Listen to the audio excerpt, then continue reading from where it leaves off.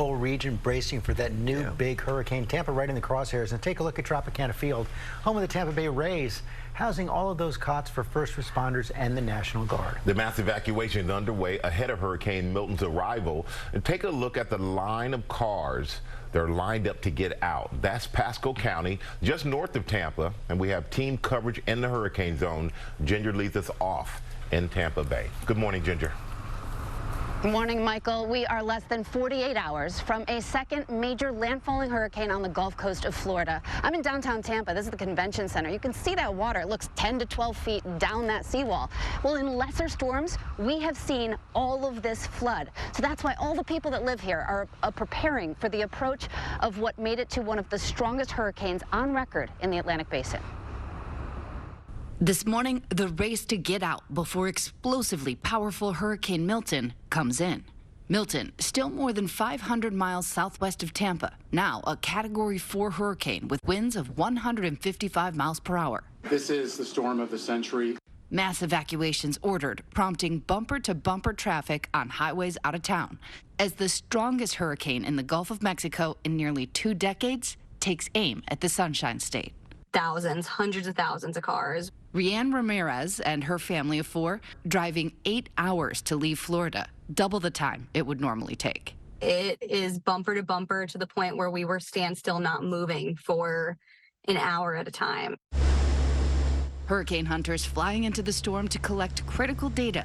Milton is expected to be knocked down by some wind shear before making landfall late Wednesday into early Thursday. But this storm surge could still be unprecedented. Tampa Bay to Sarasota to Venice could see 10 to 15 feet of ocean water pushing onto land, prompting one of the largest evacuations in years. I'm going to go door to door myself and make the plea over the next 24 hours to get as many people as possible to leave. But those staying put are prepping for the worst, frantically filling sandbags, boarding up homes, stocking up, many shelves already empty. I have a 1-year-old as of tomorrow, and my wife's expecting our second child, so we just want to take necessary precautions. 5,000 National Guard troops activated. Tropicana Field, where the Tampa Bay Rays play, turned into a staging area for relief workers. Helene left behind so much destruction less than 2 weeks ago. It's just a little scary to protect your house because it's not just your house, it's all the houses have debris piled up as high as you can see. Helene brought the Tampa area and its beaches record storm surge as high as 7 feet. This was Tampa General Hospital during Helene. It was protected by an aqua fence. The water nearly to the top of the fence in that 5 to 7 feet of surge. But that's only half the storm surge that's expected from Milton. Watching the storm meteorologically yesterday was just jaw-dropping. It put on 95 miles per hour in less than 24 hours. Only 2 other storms in history have done that. So watching it just past the Yucatan now, we're still, again, hundreds of miles away from this thing, but it will close in, and it's going to go quickly, especially if you are on the west coast of Florida. Let's talk about that cone. So right now, the center of it goes just south of the bay, into Bradenton almost. But remember, it can travel still because of the cone of uncertainty is what it's called, anywhere really from Crystal River down to Fort Myers. So we're closing in on exactly where it will make that path, and that's going to matter. But I can tell you the hurricane force gusts from Cedar Key to Orlando, where we could see power outages with 100+ mile-per-hour winds. Lakeland, watch out for those winds. And the storm surge, again, Robin, from Fort Myers at 6 to 10 feet to here, 10 to 15 feet. That's stacking 3 of me and pushing that water onshore. It will move homes.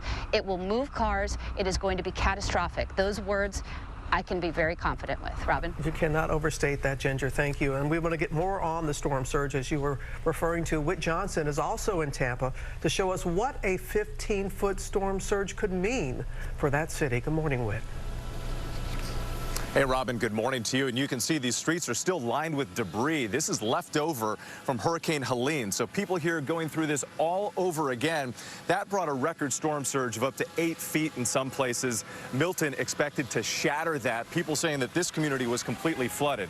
So let's take a look from our drone camera right now. We have it about level with the roof line behind me. And this is what officials are fearing, that storm surge. You can imagine 10 to 15 feet.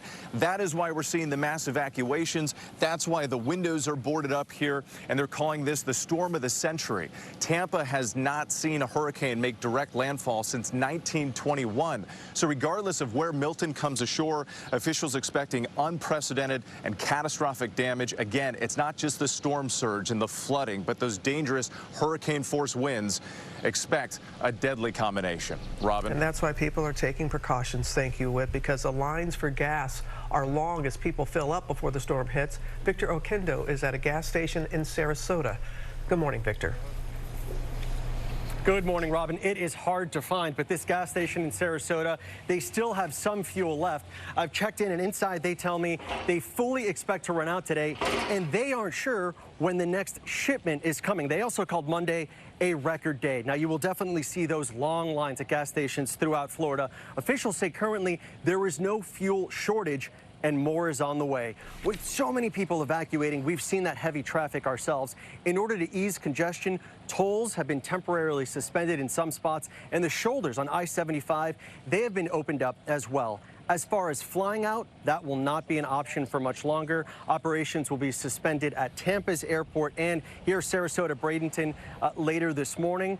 And at Orlando's airport, they're closing tomorrow. George. Okay, Victor, thanks. Kamala Harris is blasting Donald Trump for spreading disinformation about the hurricane relief effort. But last night, the former president repeated false claims about the FEMA response. With 4 weeks to go until Election Day, Chief White House correspondent Mary Bruce is tracking the campaigns. Good morning, Mary. Good morning, George. Well, federal officials say that these baseless claims are causing problems, hurting communities in need and hampering the recovery effort. But overnight, Donald Trump was spreading them again.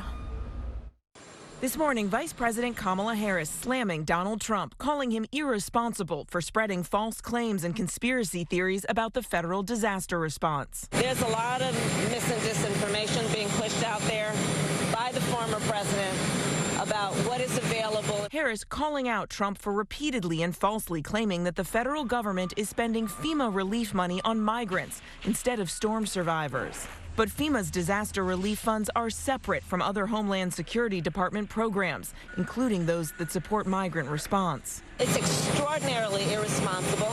It's about him. It's not about you. And the reality is that FEMA has so many resources that are available to folks who desperately need them now, and resources that are about helping people get back on their feet and rebuild and have places to go. You are entitled to these resources. People are entitled to these resources, and it is critically important that people apply for the help that is there to support. Trump has repeatedly brought politics into disaster relief. Overnight on Fox News, the former president again attacking the Biden-Harris administration and wrongly claiming hurricane victims can only access $750 each. FEMA says that's false and that these conspiracy theories could keep aid from getting to the people who need it most. The biggest effect, I would say, is people that have been impacted are afraid to apply for our assistance. Assistance that then they can get a hotel room. They can get reimbursement for some of the costs or damages to their home. Harris overnight on 60 Minutes continuing her media blitz, criticizing Trump for backing out of the show's traditional pre-election interview. If he is not going to give your viewers the ability to have a meaningful, thoughtful conversation, question and answer with you, then watch his rallies. You're going to hear conversations that are about himself and all of his personal grievances. And what you will not hear is anything about you, the listener. You will not hear about how he's going to try to bring the country together, find common ground. And Bill, that is why I believe in my soul and heart the American people are ready to turn the page.